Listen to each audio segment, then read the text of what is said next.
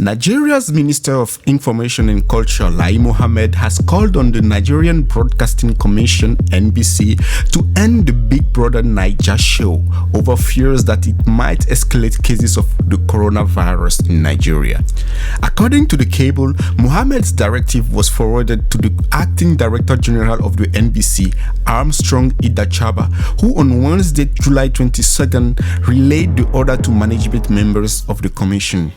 There are reports that MultiChoice Limited, the producers of the reality show, had explained to the NBS that it has secured the approval of the Lagos state government, having promised housemates and the organizing crew will strictly obey all the safety protocols against COVID-19. MultiChoice stated that it got the green light to go ahead with the show from Lagos State Safety Commission. The announcement was recently made by the show's organizers. According to the organizers, the announcement follows the conclusion of the online auditions back in May, which recorded over 30,000 entries from interested persons across Nigeria.